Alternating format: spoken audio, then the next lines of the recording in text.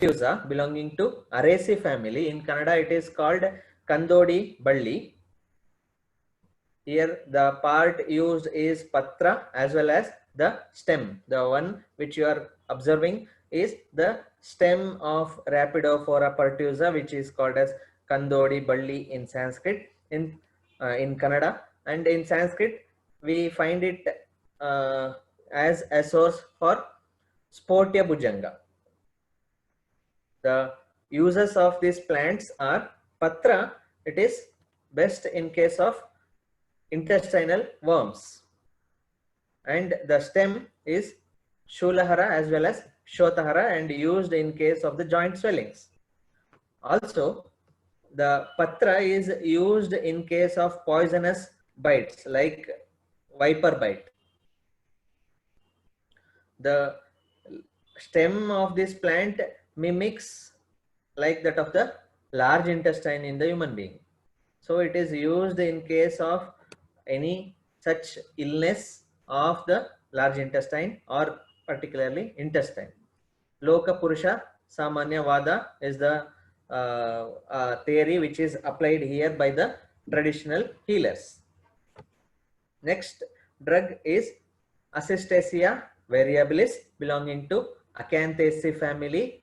It is called as Maitala Kaddi in Kannada, and in Sanskrit my friend studied this and named it as Lavanavalli because it is a Lavana Doshahara. It is used to purify the salt, sea salt.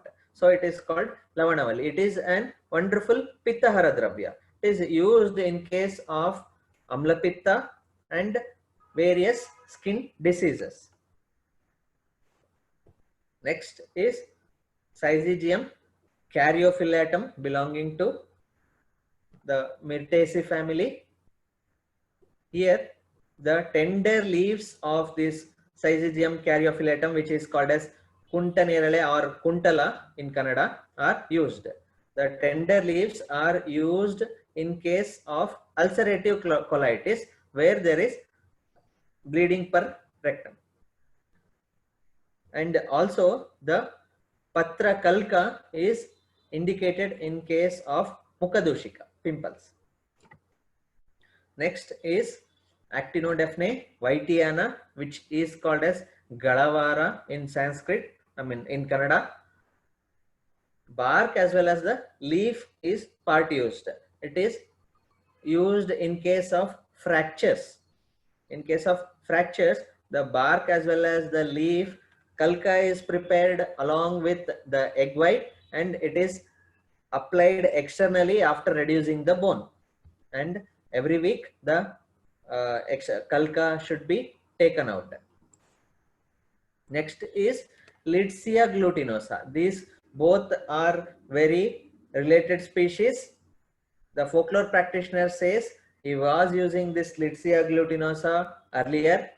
Nowadays, due to the less availability of Lidsia glutinosa, he found out that Actinodaphne and another one plant is there, which I am going to explain at the last, that is Persea macrantha, are having similar therapeutic value. So the folklore practitioner shifted from Lidsia glutinosa to Actinodaphne whitiana and the Persea macrantha. Okay, so Lidsia glutinosa is used similar to that of Actinodaphne whitiana or Actinodaphne malabarica, which I said till now. That is, the leaf as well as the bark paste is applied externally on the fractured bone area, and every week that particular kalka should be taken out and new kalka should be applied. This acts both as an immobilizer as well as to help the bone tissue to regenerate at the earliest. It is called as Galavara in Kannada. Next drug is Bauhinia finacea. In Sanskrit, we can consider it as Rakta Kanchanara. In Kannada, anyhow, it is called Rakta Mandara. Here, the Loka Purusha Samyavada is applied, and based on the color itself, it is correlated that It is beneficial in case of disorders of blood, especially in case of frequent abscesses. If any person are getting abscesses very frequently due to vitiated blood, the patra kashaya is given thrice in a day with and that person who is taking this particular kashaya should be on the light diet along with lots of ghritam in his ahara. Next drug is Habenaria longicorniculata. We can consider it as a source of jivaka or any of the ashtavarga dravya. The part used here is the rhizome. It is a wonderful vajikara dravya as well as a wonderful balya and rasayana dravya. Next plant is Hardwickia bainata. Previously, I said our Swamiji came to Maladihalli during the outbreak of cholera, and that particular cholera is having the symptom or feature as excessive loose stools, right? And Hardwickia bainata is one such drug which is extensively used by Raghavendra Swamiji in treating that particular cholera disease. In Kannada, it is called Kammara or it is also called Karmara. We can consider it as a source of Ashmantaka also. The patra of Hardwickia bainata is applied externally in case of headache, that is Shiroroja. And the bark and the seed paste are used, bark and the seed are used similar to that of Kutaja. That is, it is used in case of Atisara, loose stools. Next is Anogenesis latifolia, that we can consider it as a source for dhava. In Kannada, it is called Dindalumara, and part used is the leaf and bark. Leaf is used in the form of kashaya in case of apasmara, and in Kamala, the stem bark kalka should be taken along with ardraka and along with the shatapushpa churna. This is the detail of Anogenesis latifolia. Next plant is Erythroxylum monogynum, belonging to Erythroxylaceae family. In Kannada, it is called as Devadaru or it is also called Gandhagiri. Various parts are used in this particular plant. Heartwood. Heartwood is used in case of painful swellings. Patra, that is the leaf, is used as a dahashamaka as well as nidra janaka. And taila, which is prepared of the heartwood, is the best shulahara. Next plant is, we observed in our survey, we observed a plant. Then we found out that its Kannada name is Gulimavu. Later, we studied this particular plant based on the Ayurvedic methodology. First, we found out that it is non-toxic. Is my video playing?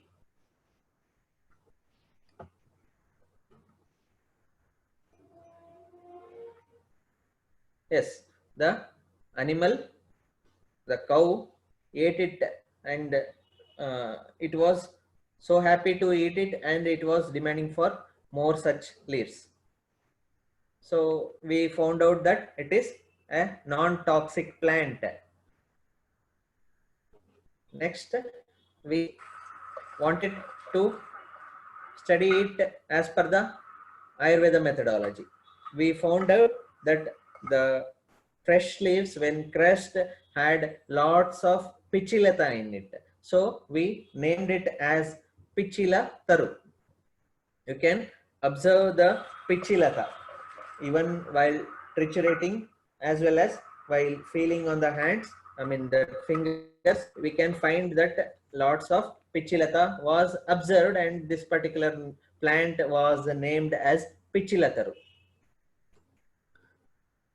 we wanted to observe whether the dried leaves are also possessing the same property as that of the wet leaves, as it is very difficult to practice always with the fresh drugs. So we sun or shade dried the leaves of Persea macrantha, prepared a churna out of it, prepared kashayam.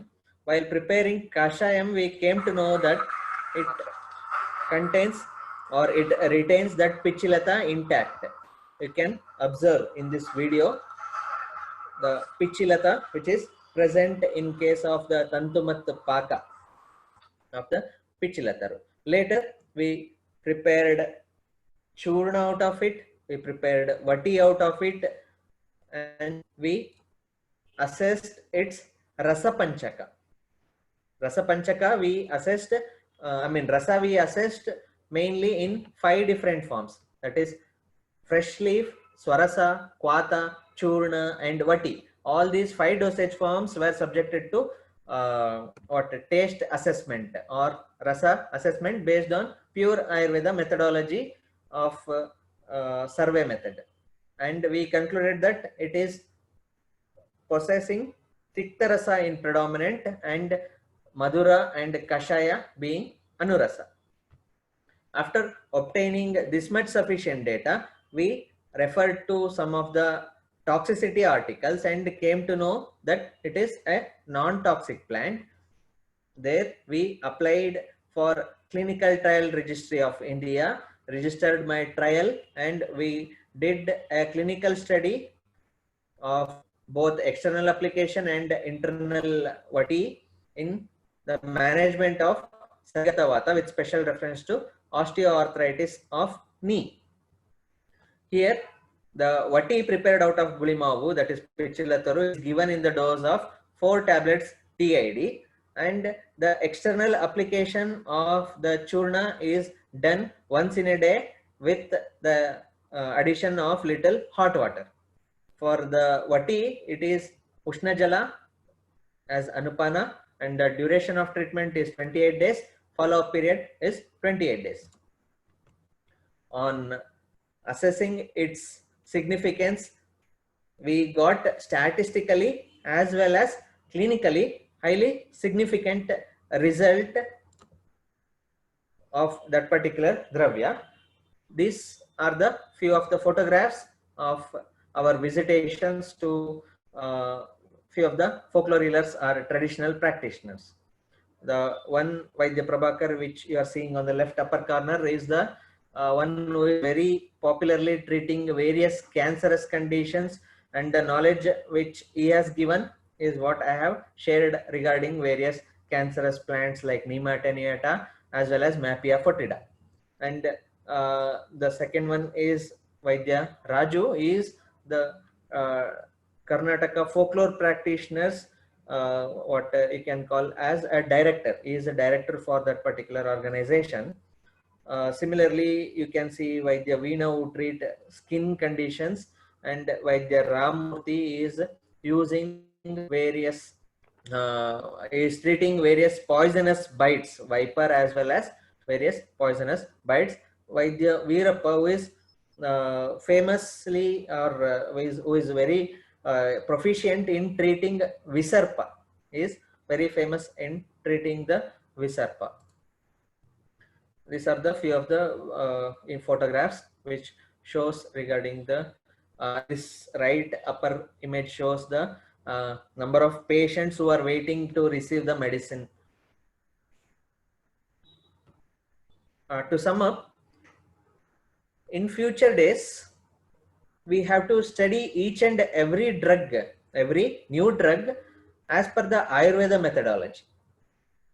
We should go for certain modern sophisticated chemical tests or physical examinations at the later stage, but initially we have to go for the only Ayurveda, study of the drug only as per the Ayurveda methodology, and we have to interpret in terms of the rasa panchakas and then go for the clinical study. This becomes a complete study so that we can claim it as an Ayurveda Aushadha.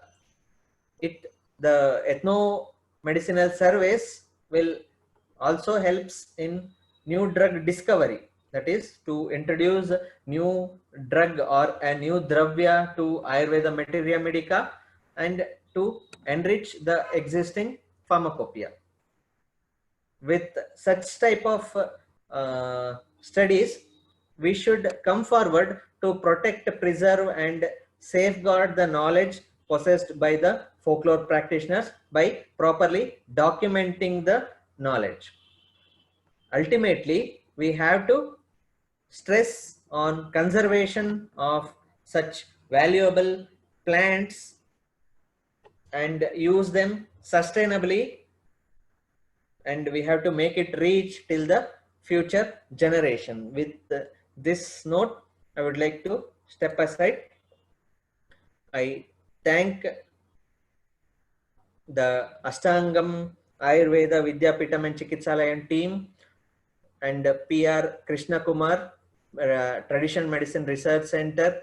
I thank my guru Dr. Ajayan Sadanandan sir and Vipin sir for giving me wonderful opportunity to share few of my views on the traditional medicine practices which are prevailing in and around the central Karnataka.